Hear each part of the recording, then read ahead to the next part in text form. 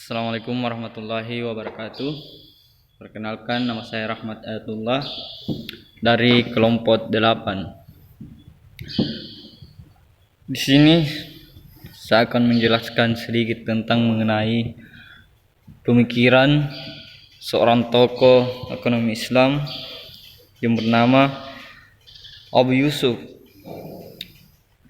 di mana Abu Yusuf ini memberikan suatu paparan mengenai ekonomi Islam itu sendiri dan pandangannya mengenai ekonomi Islam itu sendiri.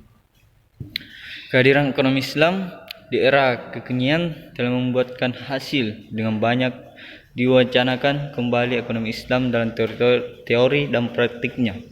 Ekonomi Islam itu di ranah bisnis modern seperti hanya lembaga keuangan syariah, bank dan non-bank. Ekonomi Islam yang telah hadir kembali saat ini bukanlah suatu hal yang tiba-tiba datang begitu saja.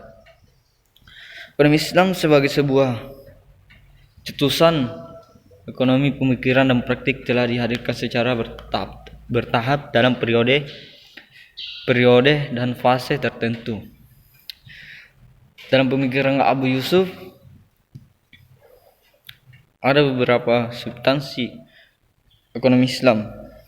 Oleh karena itu, kerangka dasar yang digunakan adalah metodologi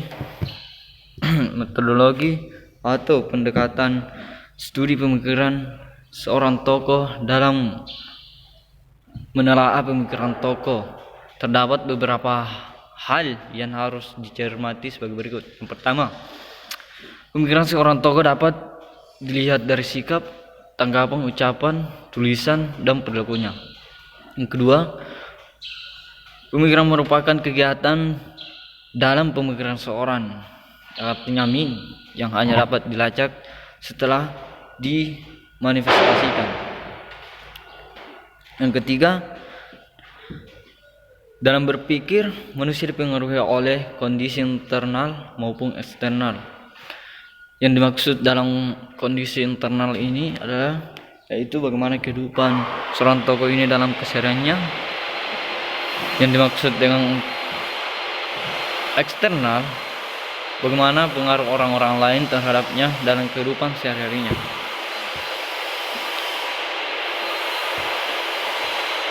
Abu Yusuf ini dalam melakukan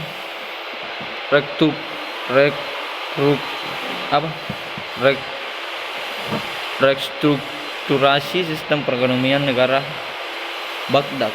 Jadi Abu Yusuf ini berasal ada beberapa mekanisme yang dikembangkan oleh Abu Yusuf, yaitu yang pertama, menggantikan sistem wasifah dengan sistem mukassama. Istilah wasifah dan istilah mukassama adalah istilah untuk menyebut sistem pemungutan pajak. Jadi dalam sistem ini, pajak adalah atau mungkin dapat dibahasakan dengan pajak yang dipungut dengan ketentuan jumlah yang sama secara keseluruhan. Sedangkan sistem mukassama adalah sistem pemungutan pajak yang diberlakukan berdasarkan nilai yang tidak tepat, berubah dengan kepentingan, tingkat kemampuan, dan persentase penghasilan atau pajak proporsional. Yang kedua adalah membangun pemahaman fleksibilitas sosial. Yang dijelaskan oleh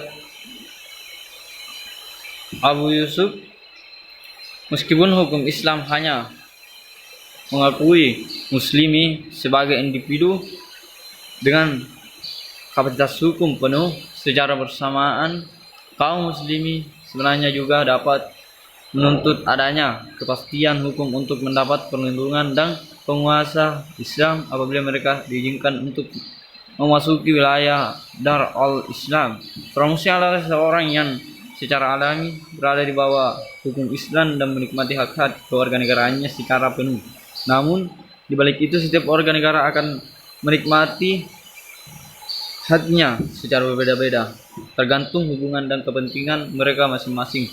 Abu Yusuf dalam hal ini menyikapi perlakuan terhadap tiga kelompok yang dianggap tidak mempunyai kapasitas hukum secara penuh, yaitu kelompok Harbai, kelompok Musdamin, dan kelompok Dinia. Abu Yusuf berusaha memberikan pemahaman, keseimbangan, dan persamaan hak terhadap mereka di tengah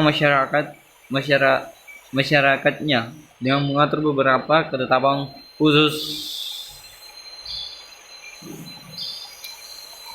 Kemudian pemikiran ekonomi Al-Magrizi.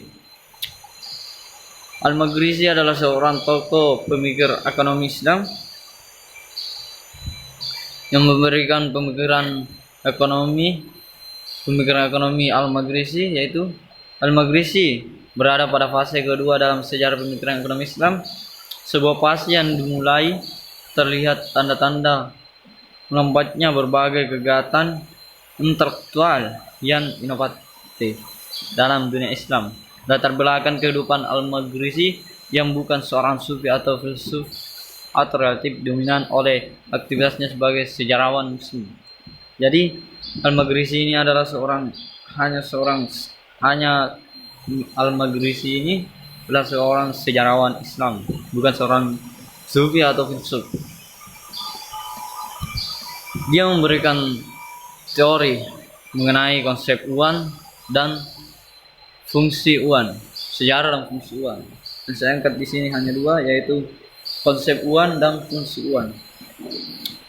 Konsep uang yang dipaparkan oleh Al-Magrizi mengemukakan beberapa pemikiran tentang uang melalui penilaian sejarah mata uang yang digunakannya oleh umat manusia. Pemikiran ini meliputi sejarah dan fungsi uang, implikasi penciptaan mata uang, buruk dan daya beli uang. Kemudian dalam konsep uang ini ada sejarah dan fungsi uang. Bagi Al-Magrizi, mata uang mempunyai peranan yang sangat penting dalam kehidupan umat manusia karena dengan menggunakan uang, manusia dapat memenuhi kebutuhan hidup serta memperlancar aktivitas kehidupannya. Oleh karena itu, untuk membuktikan validitas premisnya terhadap permasalahan ini, ia mengungkapkan sejarah penggunaan mata uang oleh umat manusia. Terus, korupsi dan administrasi yang buruk. Al-Magrizi menyatakan bahwa pengangkatan para pejabat pemerintah yang berdasarkan pemberian suap dan bukan kapasitas. Yang dimaksud dalam konsep ini adalah bagaimana pemerintah itu mengangkat seseorang untuk bisa membantu pemerintahannya, tetapi dia mengangkat seseorang itu bukan melalui kapasitasnya, melainkan dia disuap. Jadi besar kemungkinan akan terjadi sebuah korupsi di mana administrasi yang dilakukannya buruk. Baik, sekian dari saya. Mudah-mudahan bermanfaat. Kurang dan lebihnya mohon dimaafkan. Assalamualaikum warahmatullahi wabarakatuh.